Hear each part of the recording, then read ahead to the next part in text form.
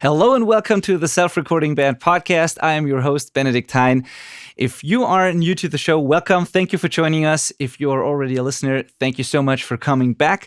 If you got any value out of these past episodes, please take a screenshot on your phone of whatever app you're using right now of this episode. Share it with your friends. Post it on social. Tag us. Tag Malcolm and myself. We are on Instagram. We are on Facebook. We would really appreciate you sharing this show. So yeah, do that. Leave us a review. All those nice things, so we can reach more people like you and help more people make better records.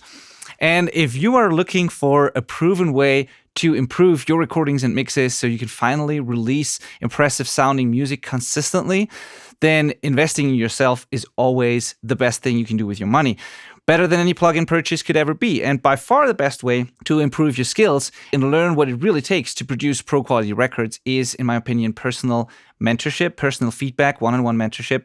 This is why so many engineers started as interns in studios or as interns, assistants in bigger studios. They got to be a fly on the wall and got real-world education, and you can do that now as well from the comfort of your own home studio. And with a program that's specifically designed for self-recording bands, because doing it yourself presents a whole new set of challenges. So the way to get started with this is to simply book a free one-on-one call with me. You can go to the selfrecordingband.com/call and apply for our coaching program for the Self-Recording Syndicate. It all starts with a completely free call.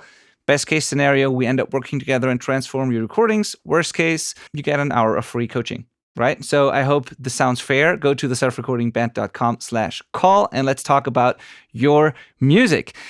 As always, today, I'm not alone, but I'm here with my friend and co-host, Malcolm Owen Flood. Hello, Malcolm. How are you?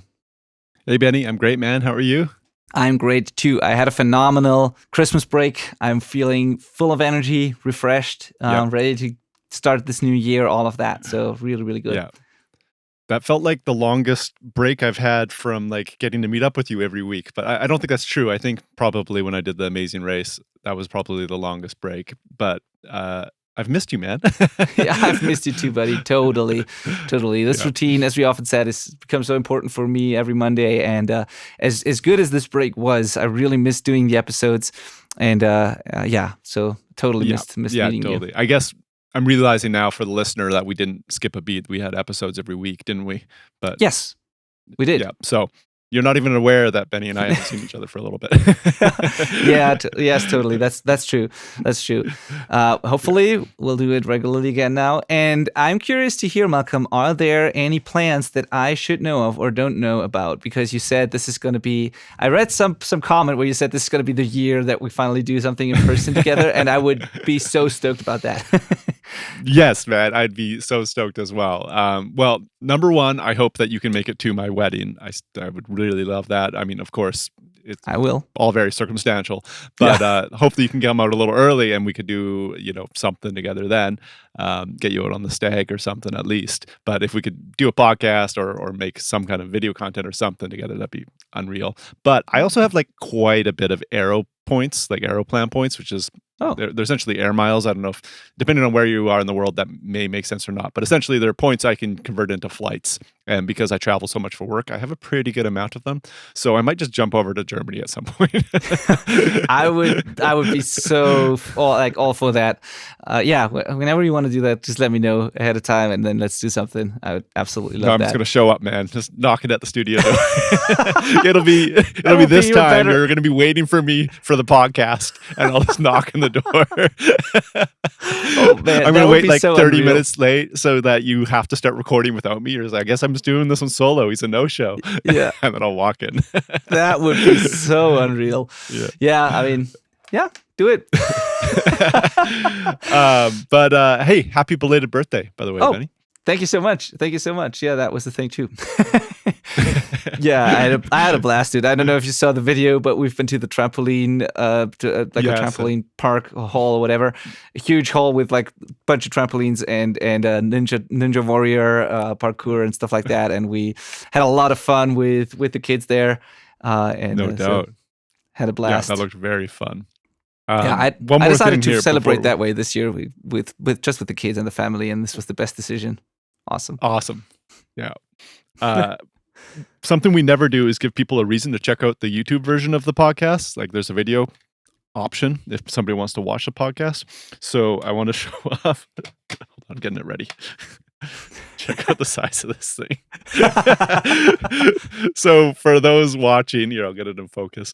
Oh, yeah. I can't even fit it like in the frame. I'm holding up a wildlife camera lens that I got for myself. You can do it vertical, like so we can see it completely, right? Not even that way. like diagonally.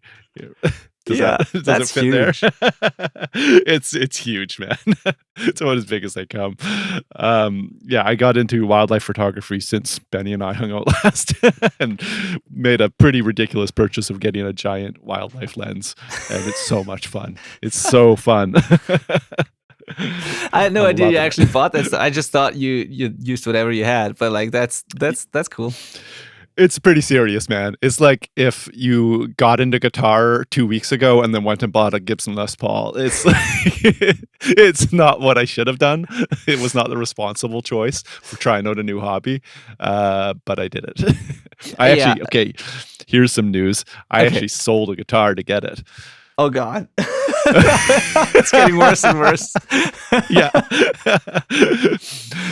I sold my Jericho, which is my Evertune guitar, because that's the only one I don't have like an emotional attachment to. Really? Oh, wow.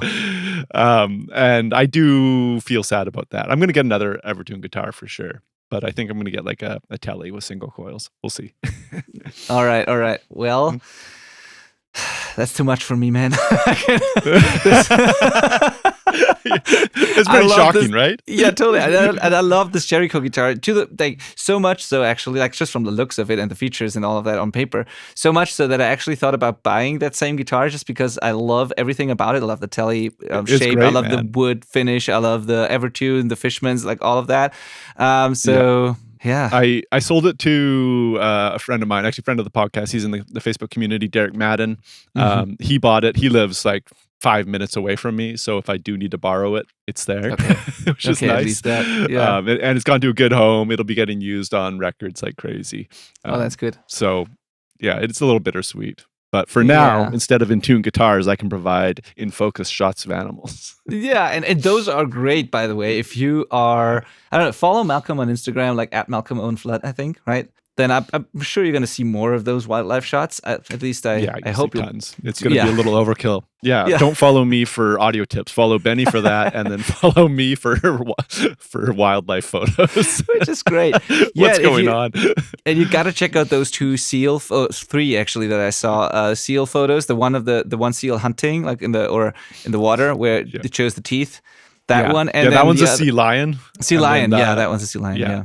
And then the two of the seal, those are hilarious, dude. These are so Very great. funny. And yeah, I'd love to, like, if you can make memes out of those two, I would really appreciate that. People, so just screenshot those photos or save them and make memes of those because they are so great. Yeah, anyway. Please do. Post them to the self-recording band community. So I'm sure they could be music related. Yeah. Now, I don't want to talk too much about this because this is another, but I still have one question. Like, is this just the first thing that came out of you using that lens, or did you like read a lot, practice a lot, educate yourself on how to do that? Because those look legit. I'm not a photographer by any means, but I looked at these pictures and I thought, like, well done. Like, they look professional. They look great. Thank you. I've been like pretty camera obsessed since I got the camera we're filming this with. So a lot of YouTube and a lot of research and a lot of shooting. But no, that was actually like those photos you're talking about were like 5 days of owning the camera. So pretty fresh. But I will say that where I live makes it pretty easy. Like, it's beautiful here and we have beautiful animals all over the place. So if I was in LA, I think I would have struggled to get good wildlife shots. Yeah, probably. Yeah. Yeah. Well, you seem to be talented. It's like, thanks, man. Appreciate really, that. Really cool. Glad you liked really it. Cool. Any plans? That's the final question. Any plans that you have with this, like beyond just a hobby? No, not really. No, like obviously I'm doing camera stuff for the YouTube channel, making music content, and I do have a secret little video channel started that's just my adventures with cameras. So I'll be posting and making projects there, but no real plans. Okay. Fair enough. Cool. Well, then I guess let's get to today's episode, right? All right, let's do it. Perfect.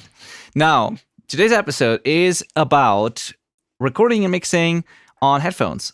So many people record and mix on headphones because most rooms suck. That's part of it. And then the other thing is that treatment and speakers are very expensive. And if you want to get it right, if you want to dial in your room, this is not an easy thing to do. And then, of course, we do a lot of work on our laptops these days. So everybody wants to be able to record and mix anywhere, basically. And so mobile recording and mixing rigs are becoming more and more popular. Now, yes, the room is not a problem anymore if you're on headphones, but working without speakers comes with a new set of challenges. And if you want your songs to translate well to other headphones, to other systems outside of the studio, then you need to be aware of the flaws and inaccuracies and characteristics of your headphone system, which doesn't only include the headphones, by the way. So you need to know how to deal with those. And I just wanted to talk about how you can optimize your monitoring situation if you're on headphones, and basically the entire monitoring headphone chain, so you can get predictable, high-quality results anywhere. That is the goal of this episode. So I'm curious about one thing, Malcolm. You said it before we started recording this. You said that I remembered you talk about how you love recording on headphones and that eventually you want to be able to do just that. But now you just told me that you kind of got back to mixing on speakers, and I wonder why that is. Okay. What happened there? That's a good question. My opinion is that I can mix on headphones. I think I figured that out and learned that to a degree that I'm totally happy with. But my mentality around mixing is that I like to think that you could put me in any setting or with any set of headphones and that I could pull off a good mix. My friend Matt said I don't know NASCAR, but he's into NASCAR or Formula One or some kind of car racing. And he mentioned some driver of the car and he said, if that person got into your car and you were in their sports car, if something like this, I'm totally butchering it, he'd still beat you in a race. Right. It doesn't really, if you're a professional, he's going to still pull it off. He's going to rip in any car. Yeah. And great. if I'm a professional mixer, I can't let what headphones I'm wearing be the difference between a professional result or not. And I think that mindset is so true. And I mean, there's a skill level and experience level associated with that. But I feel like I've figured out how to mix with my headphones just fine. But I've also got these beautiful speakers in front of me. So the only reason I'm not really doing a lot of headphone mixing right now is because I'm in this room that I'm in right now, which sounds great, has great speakers. It's more fun for me to mix on speakers than it is for headphones. That's really the only reason. But if I was on the road and somebody sent me a song to mix, I would just use my headphones in an instant. I wouldn't hesitate. I wouldn't wait until I got home. Awesome. That's all I wanted to hear. And yeah, that is part of the challenge. One challenge that comes with mixing on headphones is the fact that it's just maybe a little more fatiguing, not as fun to just mix on headphones versus like speakers. So that's a good point. But also you have a great speaker setup that makes it easier for you to do that, right? So there's always this trade-off. So yeah, might be less fun in a room with like very small speakers in a bad untreated room and like, but yeah, I can totally see that part for sure. I enjoy mixing on speakers more than on headphones too. So yeah. Okay, I've got a question for you. For our audience, self-recording bands and self-recording musicians, do you think the most important thing for them to buy first, if they didn't have either, would be headphones or monitors? Headphones. Me too. Yeah. I absolutely agree. And the reason for that is, of course, for me, is room treatment, essentially, is that doesn't matter what speakers you buy, what monitors you buy, in a room that isn't really set up, they're not going to really actually be accurate. Like, you're not going to know what you're hearing, especially as a beginner. Yeah, 100%. Yeah. And I always say that I always recommend that they get headphones, but some pair of speakers in addition to that, whatever they can afford. So I'd say you should have some pair of small monitors, like something that is a studio monitor, even though it's just a budget thing or whatever, but some pair of monitors, set them up as good as you can, just so you have the reference and you are able to check it in stereo on speakers. I think that's important.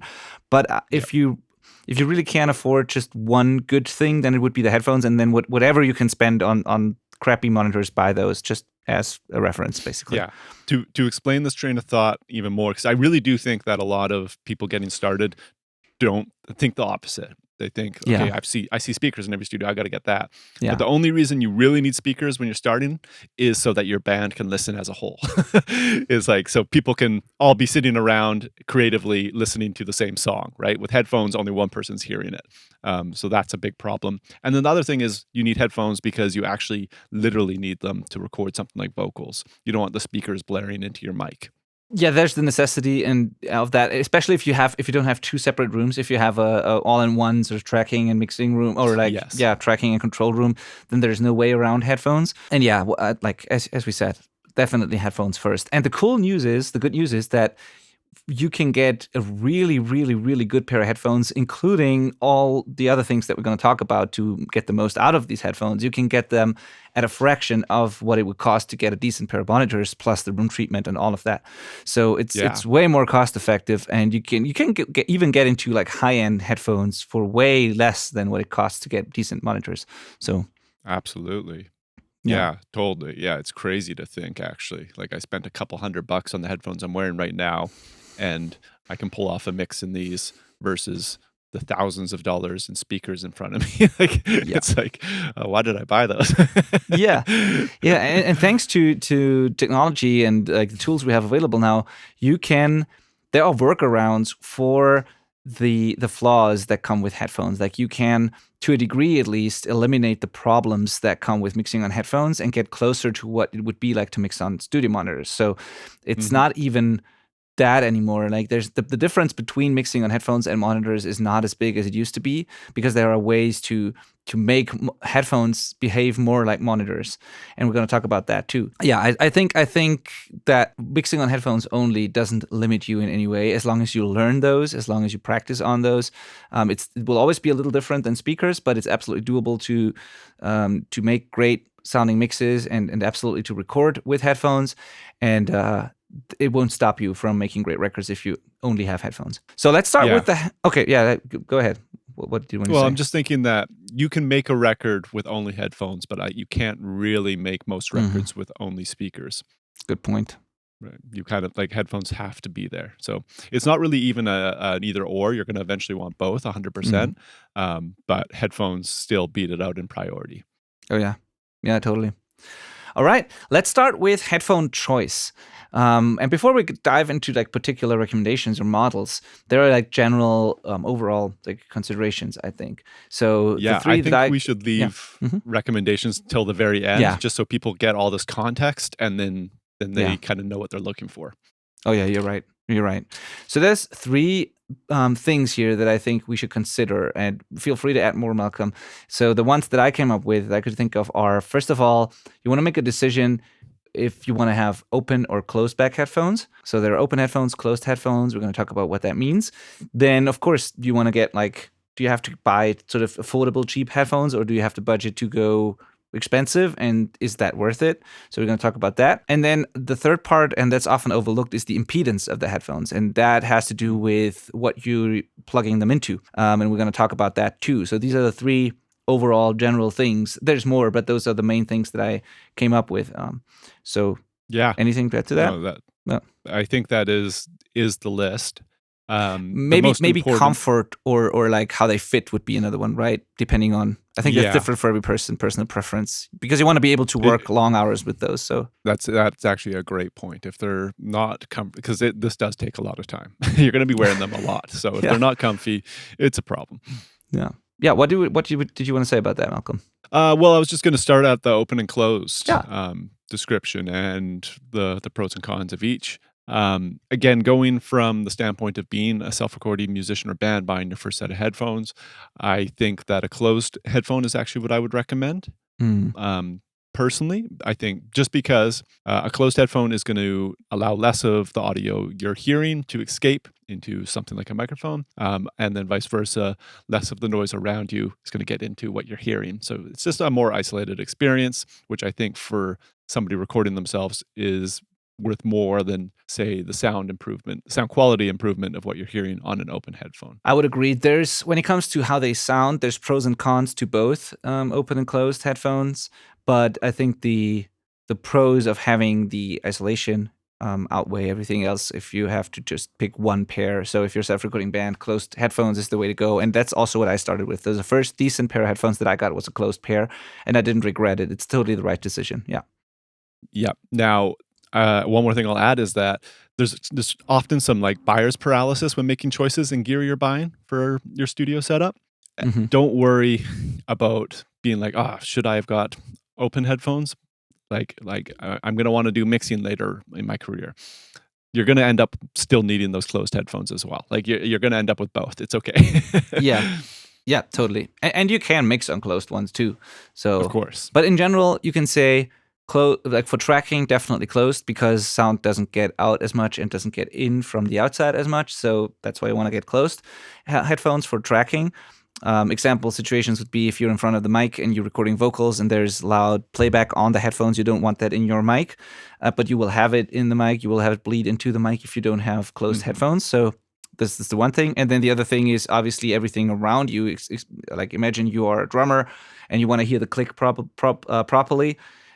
You're going to have a very hard time doing that with open headphones just because the kit around you will be so loud that you won't be able to hear the click, and then you have to turn it up so much and then it will bleed into the mics again. And so closed headphones for sure for tracking. Open headphones have advantages when it comes to mixing, or there's like pros and cons, but a lot of people like them more for mixing because there's usually less distortion, but also they oftentimes have a weaker low end. So sometimes closed headphones are actually better when it comes to reproducing low end. That could be a pro for closed headphones, but highly depends on the model too. So I'd say for mixing and accuracy, I'd probably pick open headphones. For tracking, definitely closed. And for an overall pair of headphones, if you can just have one, I would pick a closed pair. I'd say. I agree. I would find that just another pro of open headphones is that I usually find that they're more comfortable. So for long hours, it is nice having them, I guess. Yeah, I agree. Yeah. Okay, so that is the first decision you got to make, closed or open. Cheap versus expensive. Well, I think there is, as always, I think up to a certain point, it makes sense to pay a little more because you get better quality when you pay more. But then at a certain point, I think the difference is not as big anymore until you get to the very high-end stuff. And that is something I would, if you can afford it, go for it. But I would only recommend that if you're a professional mixer or mastering engineer, then yeah, go as good as you can. But I think for most people, there is this threshold where it doesn't make a lot of sense to pay a lot more because the difference in quality will not be super huge. It's hard to explain. I mean, there is this super high end category that is mind blowing if you listen to it. For the most part, I think the biggest difference is between the very very very cheap headphones and sort of the affordable, but still, like the, I don't know, $300-$400 category, maybe something like that. I think that between the very cheap ones and that, there's a big difference. And then if you go higher, you got to make that decision if that is worth it for you. Yeah. This is a little off topic, but it just popped into my head. Bluetooth headphones, you're going to want to avoid. Oh, yeah. Oh, for sure. Yeah. Yeah. So people don't know this, but Bluetooth has latency. That is just, you can't get around. And there's also probably, I don't know this for sure, but there's probably a sound quality thing as well going with Bluetooth transmission. But latency Conversion is just unworkable. Yeah. There's a couple of conversion steps and compression involved in the transmit. Like you don't hear what's coming out of the door for sure if you're listening to Bluetooth headphones. Yeah. So wired, you're going wired. Absolutely. So now impedance, why does that matter? That means, so for some models like the Beyerdynamic DT770s, I don't have them here at the moment. I have them too. They are very, very probably at least in Europe, the most popular studio headphones. They're close, they are affordable. A lot of studios, almost every studio has them. It's the typical Beyer headphones with the gray pads, you've probably seen them. They are available in, I think, at least three different impedance options.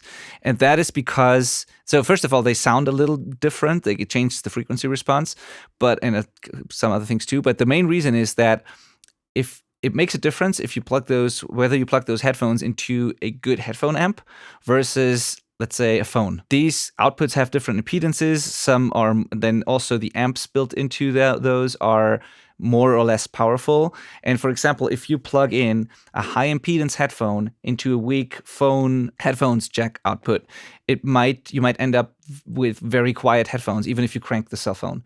Versus if you plug in like a low impedance headphone into that, it gets really loud. Right. There's a sound difference too, but first of all, you want to make sure that you're able to get the volume that you need, and you're able to actually drive the headphones. And it can be that it's not possible. Like the high impedance buyers, if you plug them into some cheap laptop or phone, maybe it's not possible to drive those headphones really, or it's like not capable of doing that. So that's why they offer the low impedance versions of the same headphone. Right. So how do people figure out what they need? So if there's just one option, then there's nothing to think about. But if you have multiple options, I think the manufacturers tell you that. So if you look at the buyers, for example, they even say this is buy this if you use it primarily on your laptop output or your phone. Buy this if you have a good headphone amp. They show the difference in frequency, response, and accuracy. So they tell you the difference, basically. I mean, when in doubt, there you go. I think I would read it. I would just look it up. Just know that research. There could be different options of the same headphone, and it's important to know the difference and to buy the correct one. And I'm saying that because I didn't know that at first. And when I first bought mine, like more than a decade ago, I just thought there's one, and I bought it. And if I would have known, I would probably have gotten a lower impedance version of it. I have the 250 ohms, which works. But back then, it would be better to have the 80 ohms version. But I didn't know that. So that's why I'm saying that. Yeah. Yeah. That's very good to know. The next thing that's important is the other components of your monitoring chain. So we have the headphones, but what you plug your headphones into is not just as important, but also very important. So you have a converter that converts the digital signal in your computer to an analog signal that can then be sent to the headphones. And then you have the actual headphone amp, which amplifies the very weak signal coming out of the converter into a signal that can drive the headphones. And it also matches the impedance. So it's not just the level, but it matches the impedance. So these two components. Now, why does that matter? For the conversion always matters. It's not that it's super important these days to get a high-end converter because they're all good, but there's a difference between the built-in laptop converter and a dedicated audio interface, basically. So it's just a better quality conversion. It's lower noise floor. It's more detailed sound. But once you get to any sort of dedicated audio interface from the last, 5 to 10 years, I'd almost say, it's going to be usable, right? I don't think that it's going to make a huge difference when it comes to conversion. What's more important is the headphone amp. I've seen pretty drastic differences there. So if I compare the built-in headphone amp of one of my small portable interfaces, if I compare that to the dedicated monitor controller headphone amp that I have here, and if I compare that to my RME and to I have a couple different devices, they all sound completely different. There's different noise floor, volume, the power of them is different. They sound different. So I find it might have to do with impedance, it might have to do with other components, but whatever it is, there is a difference. And to me, a good headphone amp really makes a difference and is worth buying, I think. It doesn't have to be super expensive, but yeah, I don't know your opinion on this, but every dedicated headphone amp that I have available, or even the monitor controller with the built-in headphone amp, clearly beats the interface that I have. I'm not saying you could use that, but I think there is a difference. Right. Yeah, there's definitely a difference, and some of them are really bad. I think it's been fixed, but the original Rodecaster, their kind of podcasting interface setup, the headphone amp on that was so hissy.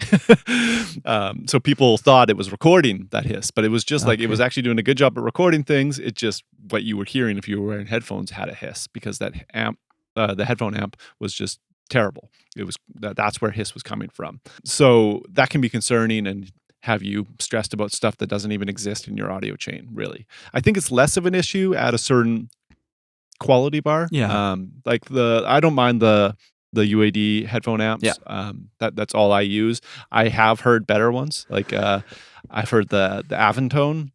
Is it Aventone or Avocet? The Avocet monitor controller has just a fantastic headphone amp. So nice.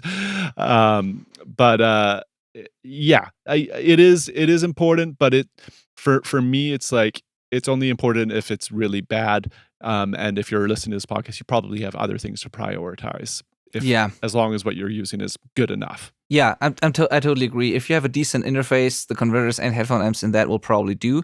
I just wanted to say that if you're feeling you're not getting the level you want, it's not getting loud enough, or it's crazy hissy, then the first thing I would change is the headphone amp. It's probably not the converters if you have an interface, but it might be a bad headphone amp in there, and that's why I wanted to bring that up, just so you know that you can do that. And then what you want to do is you want to go out of a line output, put the headphone amp in between the interface and the headphones, and then use that instead of the headphone out of the interface. I just wanted to mention that. But I agree, if you have a decent modern interface, it should work. But I don't want to mention any brands or names now, but I've heard interfaces that are really terrible when it comes to the headphone output compared to a dedicated one.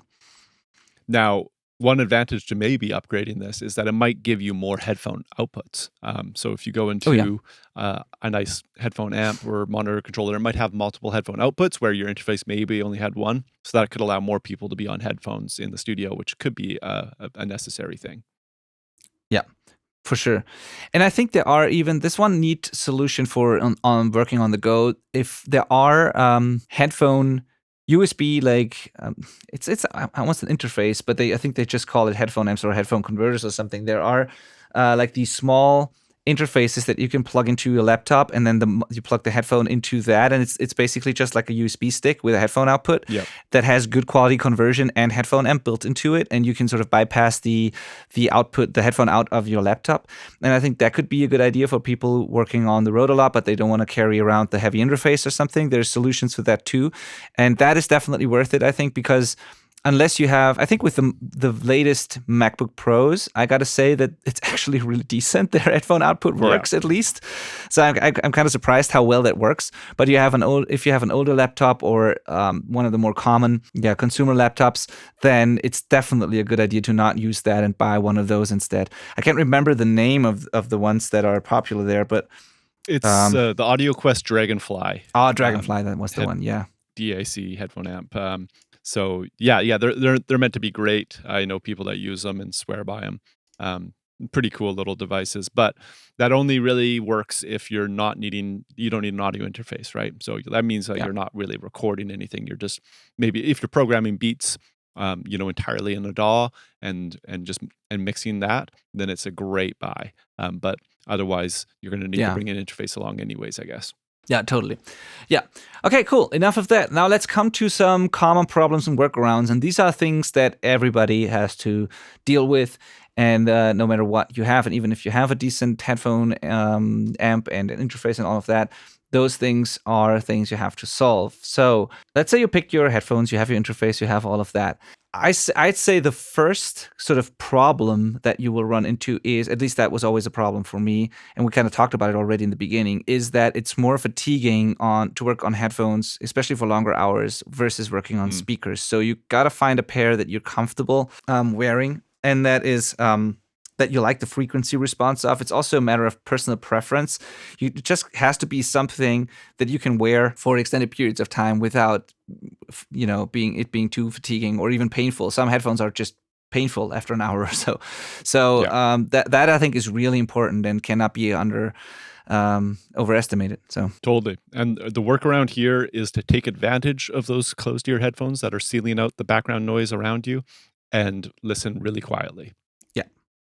Yeah, which brings us to the second problem with headphones. And a lot of people, I haven't actually really noticed that myself a lot, but I've probably done it too. But a lot of people are telling me that they keep turning up the volume when they mix or record with headphones. They start quiet, but then they gradually turn it up, and eventually they will work very loud on headphones. I don't know why that is.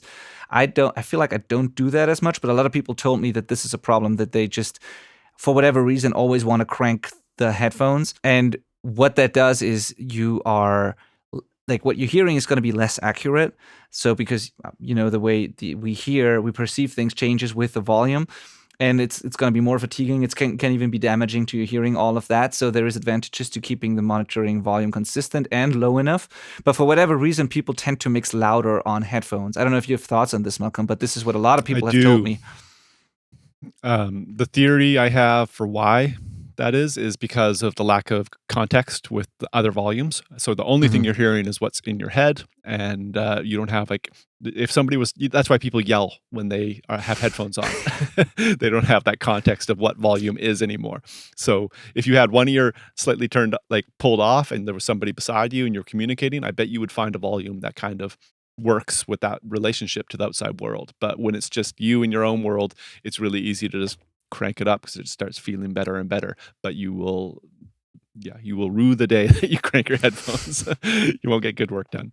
Yeah, yeah, yeah. Yeah, I think that makes sense. That makes total sense. And whatever it is a problem, and you want to avoid that. So keep it consistent, keep it low. And if you find yourself starting to wanting to crank the volume, maybe just take a break and then come back Yep. with some fresh ears and context and rested and all of that. You just want to avoid the long hours with very loud monitoring on headphones. So yeah, Yeah. that is a Little challenge pro that we. tip Yeah. Hmm. is if you little tip is if you find a spot that is like working for you and it doesn't seem too loud and you manage to work a long time with that and it's all comfortable, make a note of where your headphone volume controller is set. So you just can get back to that spot and just try and force yourself really to just stay at that one spot. It'll get easier and more familiar every time you work at that same volume. So for me, I've got like I haven't actually marked it, but I know exactly how many green lights I have to have, and I try and leave my headphone volume at that. Yeah, yeah, totally. That's a great tip because it's really hard to judge that, right? Because you think it's the same volume. It's just you want to compensate for how it feels, and if you have the visual reference, you know that you're actually too loud. Yeah. Yeah. Okay, Totally. cool. Now, the other thing with headphones is the frequency response, and that's obviously going to be different from model to model. But in general, I'd say that a lot of headphones, especially the more affordable ones, are tuned to sound nicer or more hi-fi, whatever. There's a lot of headphones. It's very typical for a lot of headphones to have a low-end boost and a top-end boost, which makes them sound more expensive, more hi-fi. Mhm. So don't expect, even if you buy a good pair of headphones, don't expect them to be flat out of the box. They have their own frequency response. It's going to be very different from model to model. And most headphones, I think, have definitely a low end boost and some sort of presence boost. Most of the time in combination with a dip somewhere else on the top end. So oftentimes the harsh Yeah. stuff is sort of EQ'd out a little bit, and the silky smooth stuff is boosted. So for example, with my buyers, they have a very, very pronounced upper, like the really upper highs, like 10K plus is like super bright, and hi-hats are crazy loud, and it's like really almost thin sounding because there's such a top end boost. But then the 5, 6, 7, 8K sort of lower treble or upper mid-range stuff is like there's a dip there to make it less harsh. And then there is a low end boost that makes it like fuller in the low end. And you just got to know what your headphones sound like. And with a lot of headphones, it sounds nicer than it actually is what you're working on, Right. right? So Yeah. that's a challenge, and you got to be aware of that. Yeah. Yeah. It's a hard thing to tell, like, give a solution for, other We'll get to than that. like, I think. okay. I mean, there's Yeah, software yeah, solution. Yeah. Yeah. yeah, there's software solutions, but as far as like knowing, like not having that software solution, I like it's really boils down to an experience thing. Yeah. You'll come to learn because you'll be able to sense that same thing happening to anything you listen to, Yes. right? And then it's a hard thing to explain, but it does get better. Referencing is key, I think. Mm, yeah. I think the problem that other people have is that when they listen to music, just for for fun, they oftentimes don't carry around the big studio headphones, so they listen on AirPods or something else, or they listen in the car. And the only time they listen on their studio headphones is when they work on their own music. And I think to Mm, really learn those headphones, you should spend some time listening to other stuff, and not just while you're recording. I mean, that helps referencing while you're recording and mixing, but just sit down every once in a while and listen to random stuff on Spotify or YouTube for an hour, or your playlist on the computer or something. But just really learn what music sounds like on those headphones. And I think that yeah. that's a challenge. And I do that same thing too. I have great headphones, but when I'm on the go and I listen to something, I use my Apple AirPods things, and I don't use these. So I have Yeah. to intentionally put these on and listen to music to really get to know what they sound like. One of my favorite mastering engineers Brad Blackwood of Euphonic Masters, he primes himself like every day. So he goes into the studio Oh yeah, and it's a good throws one. on a playlist, and it's like all, great sounding mixes and masters that are professionally released and successful. And those are just there where he kind of gets set up and whatever, and then starts working, and it's like his brain is like calibrated to this quality all of a sudden. It's so smart. Yes, and I totally do that, but only with speakers, if I'm honest, because I can Yep. have the speakers on in the background while I'm setting up. I can, like, even when I clean up the studio, I always have the speakers on, and that really helps. Just having it on in the background trains my brain to Yep. to know what it sounds like. But I don't run around with the headphones on in the studio, so you would have to intentionally sit down, put them on Sit while you down, do yeah. other things. Yeah, but yeah, Yeah. that's a great tip in general, and you should totally do that if the headphones are your only choice. Maybe maybe you have some while you're doing backups, or you have something that you do on the computer that you don't have to think a lot about, Yeah. where you can have Everybody's got music in the email. background. Put the headphones on, listen to stuff while you're doing that. Yeah. Okay. Then we talked about volume already. Then another problem, and I think we addressed this on the show before too, and this is also something very common, is that when let's say you have just the headphones and the interface and no sort of software that corrects that, what I'm going to talk about, what I'm going to be talking about now. If you have just the headphones the way they are, you're not going to have crosstalk between left and right. So when you listen on speakers, both of your ears hear both speakers. There's still, a difference between your left and right ear, but if you cover one ear, the other ear still hears both speakers. So there's no clear separation between left and right. On headphones, you have one speaker attached to your one ear and another speaker attached to the other ear. And that creates a totally different stereo image and a different center of the image as well. And what that leads to is oftentimes that stuff that's on the sides, like hard pan guitars, tends to end up being quieter than it should be, and the center tends to be louder than it should be in people's mixes, because you can hear the stuff on the side so clearly on headphones that you think it's loud enough. You can clearly hear the one guitar and clearly hear the other guitar on the other side, and you turn up whatever is in the center because you think that's a great balance, when in reality, the center can be a lot quieter and the sides can be a lot louder. It just seems overly wide like that, just because the speakers are directly attached to your ears. It's hard to explain, but I've heard a lot of mixes, and I've made that mistake myself for a while, where the center is just way too loud. The kick, the snare, the vocals, the bass is way too loud, and the guitars are way too quiet when people mix on headphones. So if you're not compensating for that through some software, then you got to be aware of that, and just, again, reference a lot.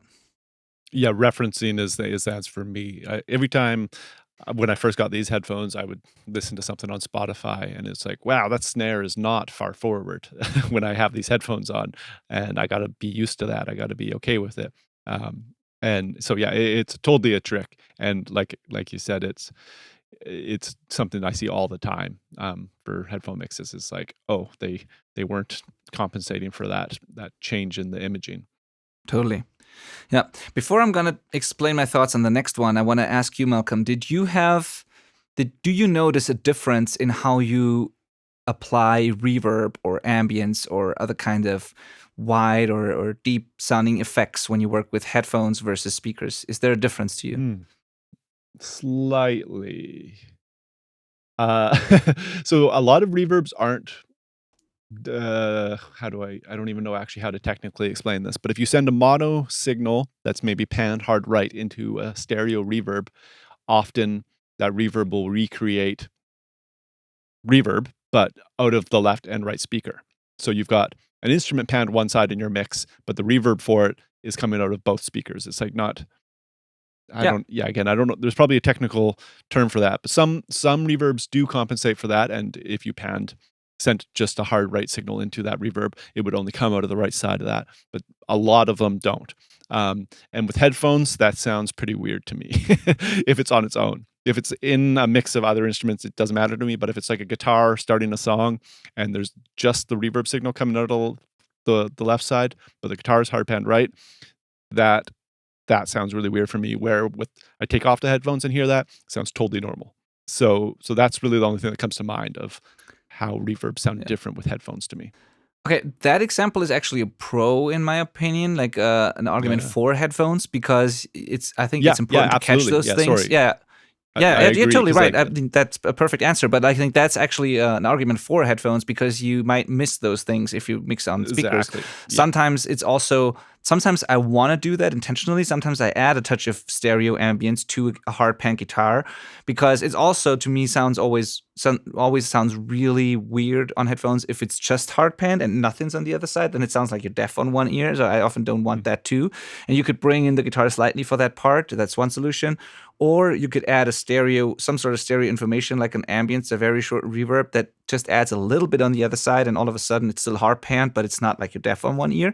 So I like to do that, but it's way easier to dial that in properly on headphones versus speakers because first of all, the whole thing just only happens on headphones. It's not even weird on speakers. And second, on if you apply a stereo reverb to the hard pan thing, you will probably turn it up too loud on speakers, and on headphones you will hear how quiet it actually can be to do the job. So yeah, totally, I totally agree, and that's an argument for headphones. But I struggle with reverb sometimes when I'm mixing on headphones for a different reason. Maybe it's the same reason, but it's a different phenomenon. So what I struggle with is I mix on headphones, and I think my vocal reverb, my snare plate, whatever I use, is totally fine and like the right amounts of everything, and it just works. And then if I put down the headphones, listen on speakers, or listen in the car, everything's bone dry because I just apply way more reverb when I'm on speakers compared to when I'm on headphones, just because you hear it so detailed that I always think it's too much. On headphones, like the tiniest bit becomes obvious to me, and I'm always afraid almost to add enough of the effect, enough of the reverb, because I can hear it so clearly and it sounds so wide and ambient and long and whatever immediately. Versus on speakers, even in my treated room that is pretty dry, I don't add. I'll add much more of it to make it sound good, and then. Yeah, so I sometimes struggle with that. In an untreated room, it's the opposite, and it's better on headphones because exactly. I was just gonna say because in an untreated room, you're gonna have so much room information just coming from the room while you're listening to it that it sort of masks the actual ambience present in the recording. So you end up adding way too much, and it's like because you're fighting the natural reverb in the room. And then on headphones, you get the accurate picture. But for whatever reason, in my scenario, if I mix on headphones only and then listen on speakers, it's almost always too dry for my taste. Interesting. Yeah, I don't know. I should probably watch for that. I don't feel like it's something that's been an issue for me. But I do know that I've had people send me mixes that have had that problem, but in both ways, like an untreated room with speakers, and it sounds like it's very reflective, so they think it's wet enough and they don't add enough. Okay, yeah, that can also be the case. Or vice versa. Like it's almost just a mindset thing. Yeah. And True, I'm it can sure go both monitoring ways. volume. Yeah, it totally can go both ways. And I think monitoring volume in those situations plays a huge part of it too. Yeah, just you got to be careful, of course. Yeah, I think main takeaway is compare. I mean, just make sure that just be aware that it's different. It's probably different, especially if you are in a less than ideal room, and most rooms are not perfect. Or no room is perfect. So just be aware of it and compare the headphone mix. Like listen to that on speakers too, listen to that on other devices, and then find the perfect balance. I'd say just be aware that it's likely to be different on your headphones versus your speakers. I think that's the takeaway. I think people getting started have a tendency to over reverb anyways. It takes a certain amount of comfort level to like be okay with a dryish like vocal sound, for example. So definitely pay like extra attention if you're new to the game. Cool. All right, and then this next one is sort of, it's kind of part of that is I feel like on headphones I'm getting easily distracted by pretty irrelevant details sometimes. When I should focus on a very important EQ decision or balancing decision, I might notice some pick scratch noise or whatever on one side of the headphones, and that sort of distracts me, and then I go down that rabbit hole and try to fix that when it's actually maybe not even a problem, instead of focusing on what's really the problem, because all of those tiny details are so obvious on headphones and you can totally ignore them on speakers better, at least. And I get a lot of times when I work with people that I mix for, and I can almost always tell when they're only checking it on headphones, because that's when I get revision requests like, there is this at like 147, there is this pick scratch noise on this one lead guitar note. Can you please tame that or whatever? Or there is this whatever sound that I didn't maybe even notice while I was mixing because it's like it wasn't irrelevant to me. And I can tell that they are listening on headphones and they are focusing on all these tiny little details that you could also consider ear candy and actually good for the record, but other people think it's like bad and they want to fix everything. But if they catch those details at all, it's probably because they listen on headphones and they really focus on all those tiny details when this is most likely not the most important thing about the mix. Yeah, it's funny because in reality, that's how nobody's going to be listening to your song. You're not going to release a song and somebody's going to like go grab their hi-fi headphones and find a quiet room and sit down and crank it. Yeah, exactly. Like that's not going to happen. They're going to be driving in a car and there's going to be an engine and traffic noise and stuff like that. And all of that stuff, it doesn't play in reality. Or, a lot of people listen with headphones, of course, nowadays, but people listen to music while they do things. It's a passive activity. And they listen to the music, not the recording. They are listening to the music, not the recording, not the noise. Exactly. Those things, So. Yeah. But the opposite is also true.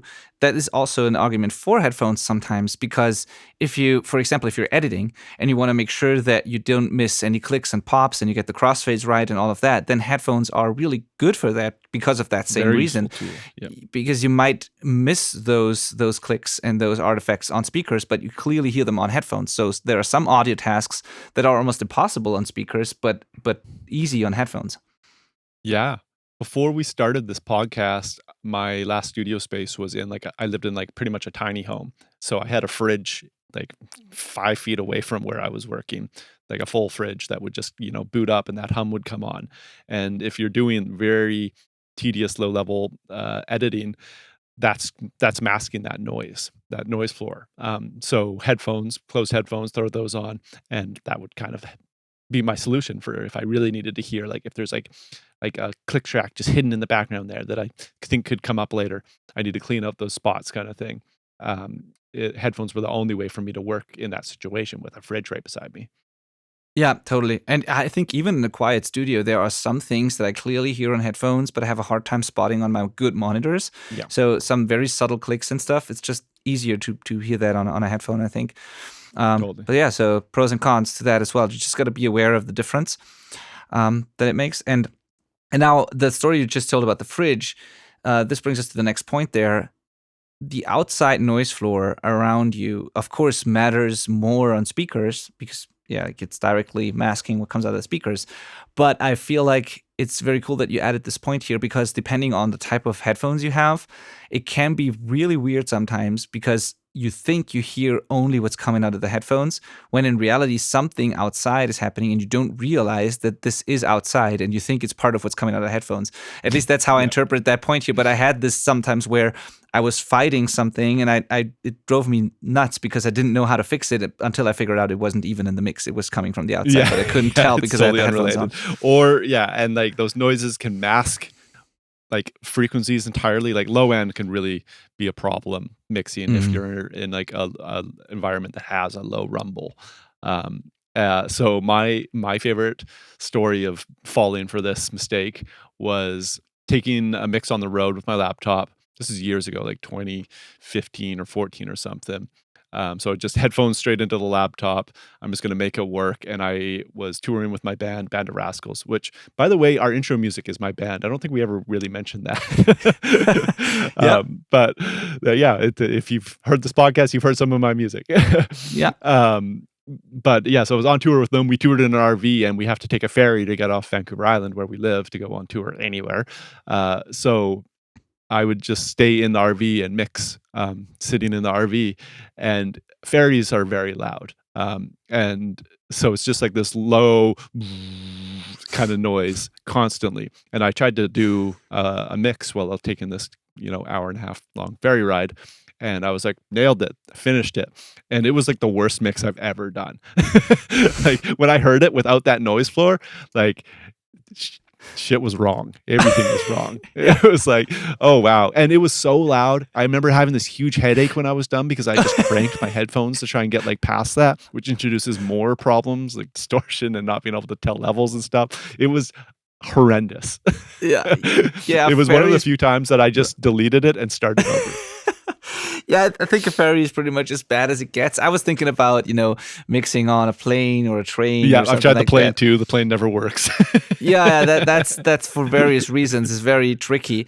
The elevation, the noise, all of that like plays Yeah. into that. But I think a ferry is pretty much as bad as it gets when Yeah, it comes to especially rumble. I think people it's that tricky because it's a haven't subtle been thing, here right? have ideas of what ferries are, but our ferry is essentially like a cruise ship. Like it's massive. Yeah, and the tricky thing is it's probably subtle when you have the headphones on, but then not subtle enough. So it's Yeah. like, yeah, I can totally Yeah. see that. Yeah, so takeaway is that even like, yes, you can work from anywhere with headphones on, but you still got to be aware of your surroundings and know that headphones are not going to eliminate that completely or isolate you from that completely. And it's very important to pay attention to that stuff and know that it not only masks, like it's not only audible and distracting, but it can actually mask and almost cancel out things in your headphones. And when you listen in a quiet spot, things are completely off, as you said. Yeah, totally. Now, to give some context for this, so people aren't overthinking this, like anybody with a 2016 MacBook has a fan problem. Yeah. They're piece of crap computers. I hate it.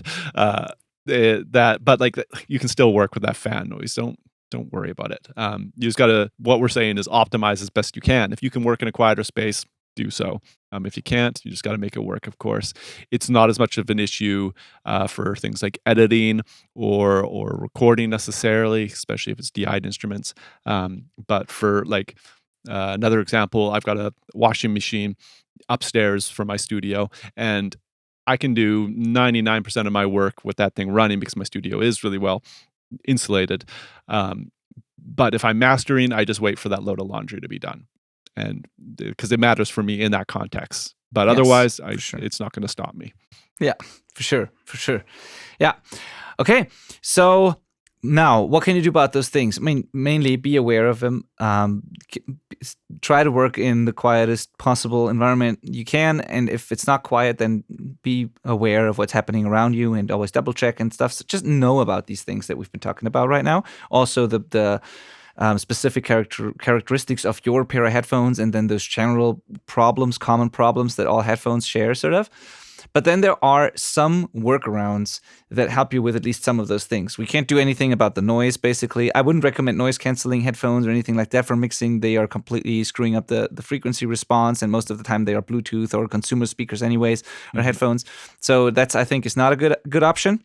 And if I do that on my Apple headphones, it works well, but the amount, first of all, these are not mixing headphones, but also it's pretty fascinating how much the sound changes when you turn on the noise canceling. So don't even think about that, I think.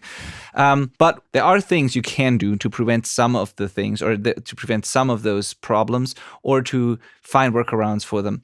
And those are software solutions, modern software solutions for those problems. So first is the frequency response of your headphones.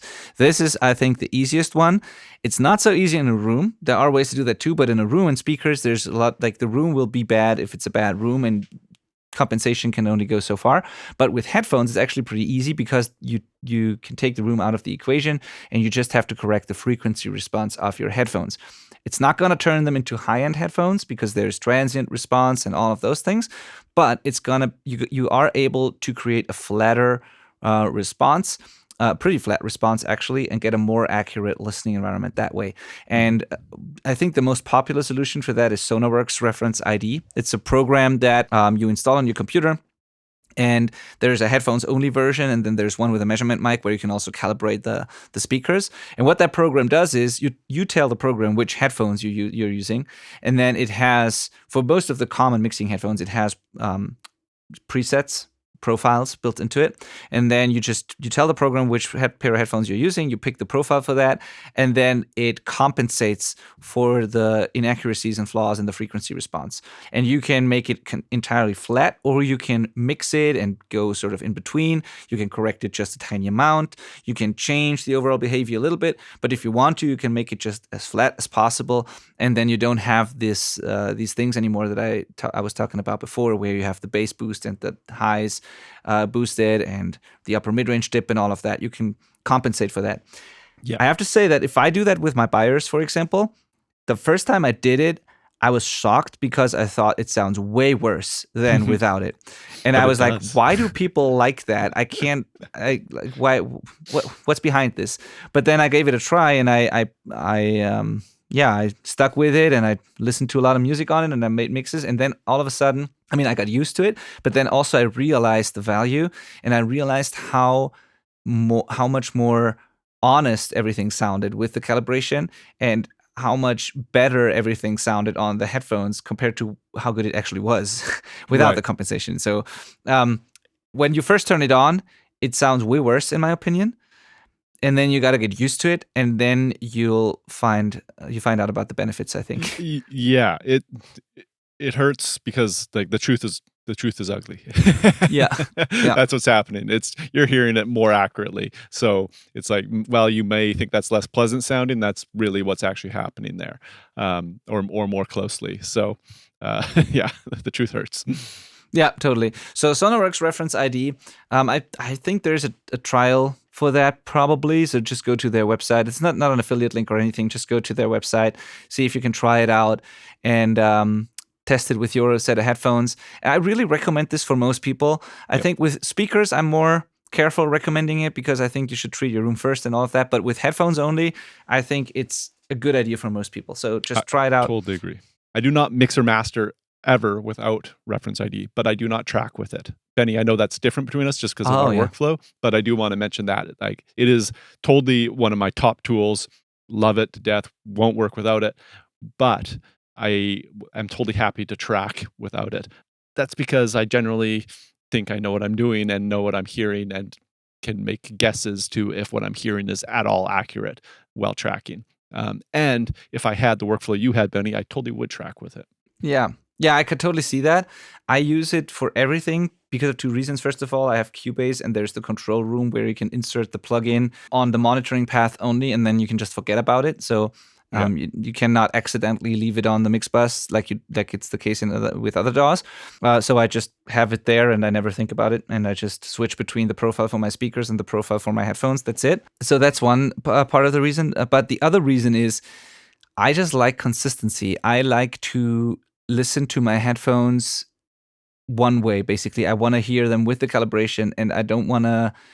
I just want to train my brain to know exactly what these headphones sound like with calibration. And if I go back and forth between calibration on and off, I'm afraid that I don't really learn them as well. If that makes sense. So it's the same reason for if I listen to YouTube or Spotify or whatever on my speakers in the studio, always have the calibration on. I don't do it without it because everything, even if I'm listening to online courses or spoken word, everything that's coming out of my speakers or my headphones should always sound exactly the same so that I can really learn what that setup sounds like. That's why I don't like turning it on and off. But I can totally see if I was on Pro Tools or some other system that made it more complicated, I would probably not do it while tracking as well. So. Right. Yes. Yeah. I guess the main reason, again, for me is that when I do record, which very rare these days, I'm not in my studio. Oh yeah. Then it's not like I'm not going to spend the time to like analyze their studio and set up Sonarworks kind of thing. No. So it's just a reality for that. Yes. Agreed. Now I will say though, I think you should try leaving it off and doing some Spotify. I think these little context checks have helped me hear better what it is doing, and then thus helped me be able to like pick up inaccurate results elsewhere. Like I honestly feel like I can go into another studio, throw on a mix that I know well inside this room, and be able to tell what their room is doing pretty well. So it can be a good learning curve turning it on and off, I guess is what I'm saying. Yeah, totally you're right. Yeah, you're right. Yeah, you're right. Okay, but anyway, very, very valuable tool. And for mixing, absolutely recommended. For tracking, maybe not necessary, but in general, I think, yeah, almost a must-have these days. So Sonarworks. Second option here is Slate VSX. VSX is something you probably heard of. It's by Slate. Is it by Slate Digital or is it by Stephen Slate? Good There's question. two companies. Anyway, something by Slate. VSX is the thing. And it's a pair of headphones combined with a software that they've developed. And the difference to Sonarworks is it doesn't calibrate your headphones. You have to buy their headphones. And it doesn't calibrate them to be just flat, but it simulates mixing rooms. So you can be like, I want to mix in the control room of that famous studio, or I want to check what it sounds like in a car, or I want to check what it sounds like in a music club or whatever, or on earbuds, or I don't know. They've modeled different listening environments, control rooms, real life situations, and they do a pretty good job at that. So I've tried it and I found it pretty impressive. So it adds the crosstalk that you're missing on headphones. It adds the room information. It adds the response of the speakers. So it's not accurate like with Sonarworks, but it's more like sitting in a room, and it's so good that you kind of, if the headphones are comfortable, you can kind of, and I think they're comfortable. It's like a personal preference, of course, but I think they're pretty comfortable. And I think I've not had them on for a long time, but I got to a point where I almost forgot that I had headphones on, which is pretty impressive. Mm-hmm. So it sounds like you're in a room, but I still recommend Sonarworks over Slate most of the time when I'm working with students in the coaching, for example, because it's also super confusing to me.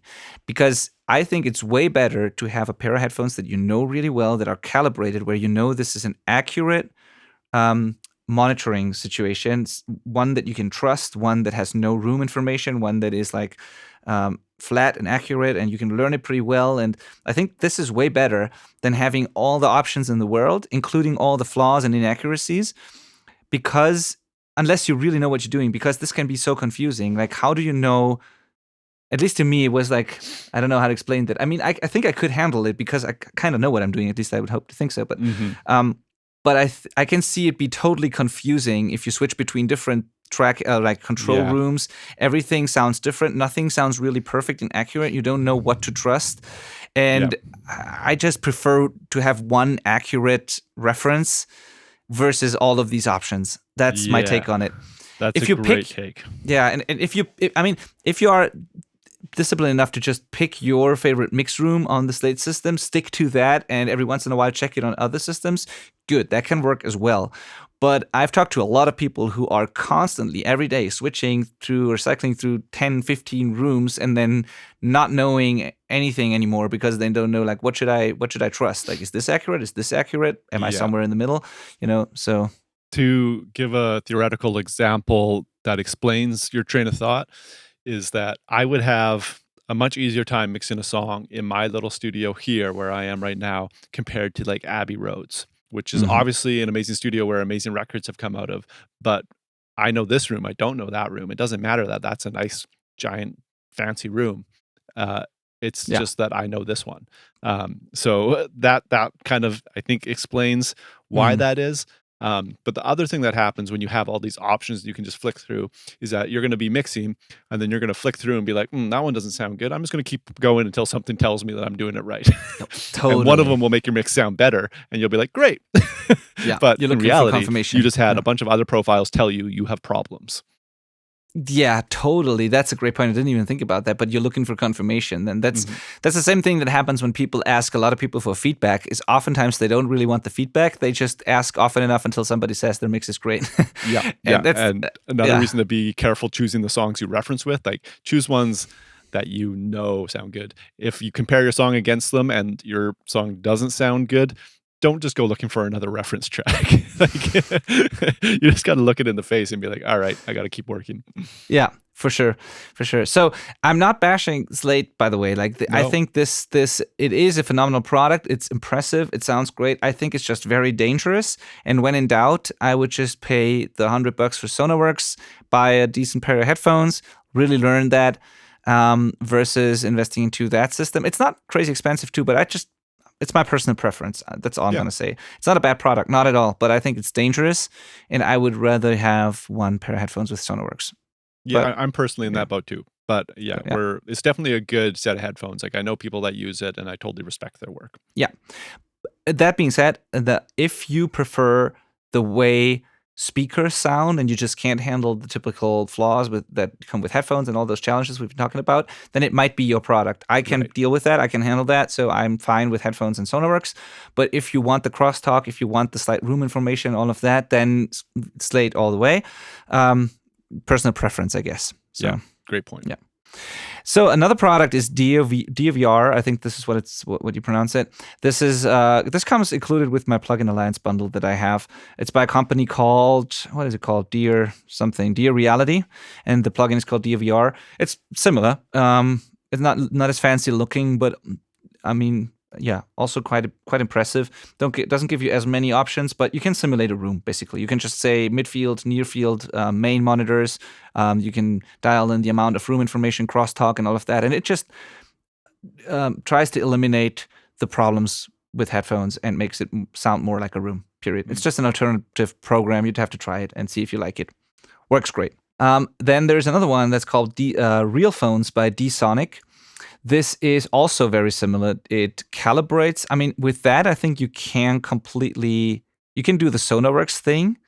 At least that's what it told me when I briefly tried it. So you can pick a pair of headphones and then calibrate it and even out the frequency response. And it can also do the Slate thing where you can choose between different studio environments. So it kind of can do both. I didn't spend enough time with it to be able to tell if it's as good as those other options, but something you might want to look into. I just discovered it and thought it was at least an interesting product because it's sort of best of both worlds. Or like not best of both worlds, but can do both things. I don't know if it can do it equally good. And then there is another thing, and that's called Can Opener Studio by Goodhertz. And this one is a really interesting product because what this one does is it doesn't simulate a room. It doesn't do any sort of emulation or any sort of processing per se. But what it does is you can dial in an amount of crosstalk between the two speakers of the headphones, like crossfeed. Yeah. Without the room stuff, it's just a little bit of crosstalk. You can adjust the angle, sort of like it simulates speakers, but without all the room stuff. It's just that it makes it sound like it's coming from the front rather than from the sides. Right. And it adds a little bit of crosstalk. You can EQ it manually a little bit. If your speakers have too much bass or too much treble, whatever, you can EQ that a little bit. You can adjust the left and right balance a little bit if you feel like it's leaning to one side. So you can correct your headphones manually a little bit. A couple of really cool options there. It has some smart features like the soft start time, which is really cool. If you enable that, it always, whenever you hit play, it fades in the volume, which prevents like these annoying bursts of volume when you have a singer in the booth, for example. It's sometimes can be very annoying for them to hear those loud bursts of transients when you accidentally hit play or something. So it has this soft start thing that is a can cool be really feature. present. Stuff like that. So it's a really cool, simple but really cool product that eliminates some of the headphone problems without adding the problems that come with all of the other features like the room simulation, because that's obviously not without artifacts as well. So I just love now that you've explained what that plugin is. The name Can Opener is so good. Totally. And I really, that's one product that I can really recommend, and I think everybody should at least try it because it has a lot of smart features, like also like dithering is in there. You can dither the headphone output, and just a couple of small smart features, and the crosstalk alone and the amount you can dial in, all of that. So that's really cool. These are some products that we have on our list here that we just wanted to mention because these give you workarounds if you are limited to headphones, but you want the pros and you don't want the cons as much. Then these software solutions can help you with that. Yeah. And in my opinion, a decent pair of headphones combined with either one of those solutions is absolutely enough to make great sounding mixes and recordings. Absolutely.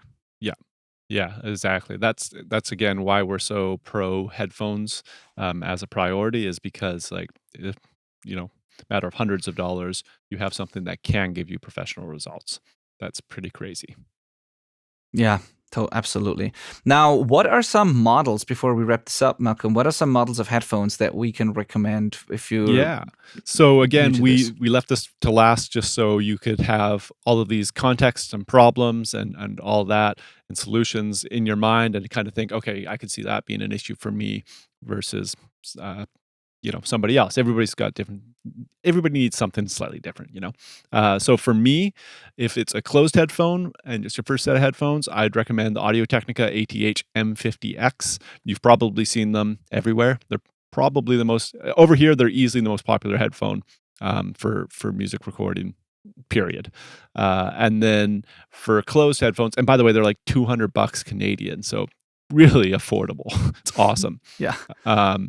And then for open ear headphones, the Sennheiser HD 650. I'm just going to literally take off my headphones to make sure that's actually the model number. It is. Yep. That's what I'm wearing right now. So they're open. They're actually pretty sealed for an open back headphone compared to others, I find. Like I record this podcast with them where I wouldn't with my Grado open ear headphones because like my voice would literally be just as loud as my talking voice. Yeah. So they're fine for that kind of stuff, but they sound fantastic. A lot of great mixers mix on them. They're almost an industry standard, I would say. Yeah, I think within the category of like affordable headphones, like not the very, very high end ones, these are the most linear ones out there still to this day. Like if you look at the measurements, the frequency response, there's no other headphone as linear as the 650s. Even with if you turn Sonarworks on these, it's not very drastic. The one thing that they don't have is they don't have a lot of low end. So if you engage Sonarworks and calibrate it all the way, then you will experience a significant low end boost on those Sennheisers compared to what they sound like without it. Yeah. But other than that, they are super flat. Yeah, and so that makes them great mixing headphones, and they're comfortable to wear. For mixing, I would 100% recommend those. So I totally agree with you. And they're a standard for a reason. And yeah, the Audio-Technicas too, agreed. Yeah. Again, 99% of the time, if you're asking me for, okay, I need to get my first set of headphones, I'm going to recommend those Audio-Technicas for sure. Yeah. Yeah, for me it would be those or the buyers that I have just because I know them so well, and they are also kind of an industry standard. It's a personal preference between the two, I guess. So I find the buyers also to be very comfortable. They are closed. Everything you said about the Audio-Technicas would be true for the buyers for me too. The Beyerdynamic. Again, that's the Beyerdynamics DT770 Pro. Yeah. Exactly, Beyerdynamics DT770 Pro. There are three or four different impedances available with these, so be careful to pick the right one there. But these are very, very good, in my opinion. Also affordable. Yeah, everything you said about the Audio-Technicas. And then I have something that's not as common, but I love them. These are the ones that I'm wearing right now, the Ollos, Ollo Audio, OLLO, Ollo Audio. S4X is the model. This is a company from Slovenia. They are hand-built here in Europe. They are all of wood and metal. There's no plastic on the outside of the headphone. It's like they look beautiful. You can repair them yourself because everything is like built with tiny screws, and you can open it up, order some replacement, put it in there, put the screws back in, and then it's repaired. So really, really cool concept. I love how they sound for what they are and the handmade thing that they are and all of that. They are still pretty affordable. I don't know the current price, but I think they're 400 or 500 euros, something like that. So not super cheap, but also not crazy expensive. I really love those. Very transparent sounding, open headphones. Oh yeah, you can change them to closed ones, by the way. So they have open plates now here, but you can exchange those for closed plates on the sides, and then there's an additional piece of insulation on the inside, and that turns them into closed headphones. That's super cool. And again, if you're watching the YouTube stream, you can see that, what he's talking about there. They are by far the coolest looking headphones I've ever seen. I want them just because of how cool they look. I'm jealous every time I see our little podcast videos go up on Instagram or something. I'm like, damn it, those are awesome. I truly love them, and that's why I wanted to try them. And full disclosure, like I am endorsed by them, so I have a deal. I get them a little cheaper. They don't give it to me for free, but I have them a little cheaper. But I would have bought them anyways because they're super great. Those are the Ollo Audios, and then I have one thing I wanted to add. And this is not a recommendation if you're a self-recording band because I don't think it's really necessary, but I want to add it because it was so impressive when I heard these. There's a company, and please, if you know how to pronounce this properly, and in case I messed it up, let me know in the comments or send me an email. I think the company's called Odyssey. That's what most people say here in Germany, at least, or what I've heard other people say too. So Odyssey, LCD, I think, is the model of the headphones. LCDX, I think, and those are super high-end headphones. They are €1,000 plus, but they sound incredible. They sound extremely flat. You don't need Sonarworks for those. They are just impressive. I don't know what else to say. I've put them on and I was just blown away. So if you really want to go high end and you don't plan on getting monitors and you just want to get the best headphones for mixing or whatever, I'm pretty happy with my Olos, and I would say try those too, because they are the more affordable option of that kind of headphone, in my opinion. But if you really want to go as good as it gets, then go get the Odysseys or try them on, because they're phenomenal. I just want to put it there because it's really fantastic. They look pretty darn nice. I've never gotten to try them myself, but I would love to. Yeah. All right. So to sum it up, Audio-Technica ATH M50s closed, or Biodynamics DT770 Pros closed. Mm-hmm. For open headphones, Sennheiser's HD650. I can't recommend the Olos enough. S4X. And then if you want to go super high-end, Odyssey. And those are those are our recommendations here. And there's tons more, but you can't go wrong with these. These are, for a reason, like the most popular headphones out there, at least the first three ones that we mentioned. You definitely are not wrong when you with those. Like so. Totally. Yeah. Awesome. All right. As always, let us know in the comments if you're watching on YouTube. Let us know, send us an email, or go to the Facebook community. If you go to the selfrecordingband.com/community and just post there if you have a question about your pair of headphones or any struggles you have when you're mixing or recording with headphones. Let us know there. If you want to add something to what we were talking about on this episode, also let us know that. We always love feedback and more ideas and insights and tips and tricks. So please reach out to us. And as always, have a good one and talk to you next week. See you next week.